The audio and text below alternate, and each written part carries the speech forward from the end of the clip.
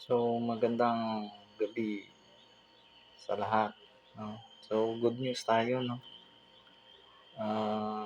Yung pag-uusapan natin yung pagkapanalo ng Gilas sa China, 'no. So, napanood natin yung buong laban simula, first quarter, second quarter, third quarter, tsaka yung fourth quarter. So, yung review ko dun, 'no, first, second, and third. So, palaging lamang yung China. So, nakakabawi tayo. Tapos, lumalamang na naman sila, 'no. Kahit sabihin na natin na medyo may pabor konti yung referee sa tawag, 'no. Kasi yung sa atin, physical na yung hindi masyadong nagagawa ng call na foul. Pero 'pag sa kanila may foul. Pero ang kagandahan sa fourth quarter, 'no, kahit malaki na yung lamang.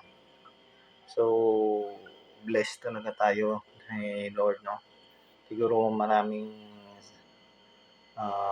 mga Pilipino na nagpe-pray na manalo tayo. So, ang gandang laban, tsaka ang laking bagay ng chemistry ng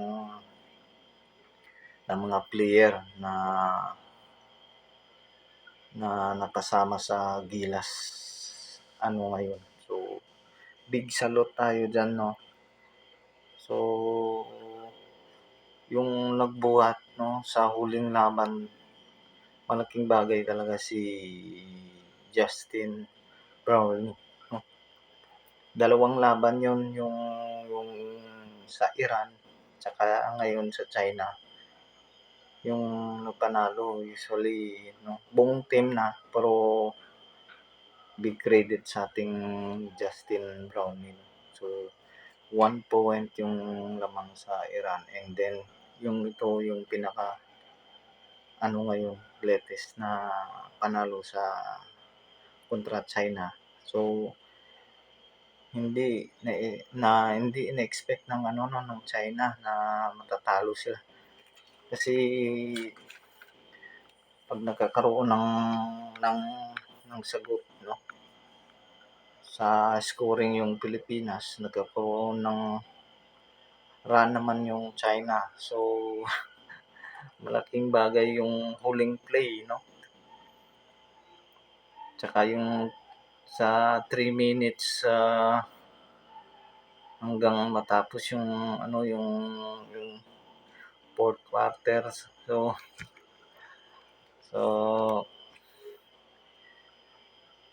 nagpe-pray din ako, sumisigaw ako, panalo. Parang negative na nga ako, sabi ko parang wala na 'to. So, yung malaking big heart talaga ng mga Pinoy, 'no, fighting spirit kahit hanggang may oras pa, laban lang, 'no. So, at least mai-share natin yung kaganapan kanina. So, nanood tayo ng live. So, congrats. And dito na lang nagtatapos yung ating, kuwentong Gilas, 'no. Good news. Ayun, so thank you.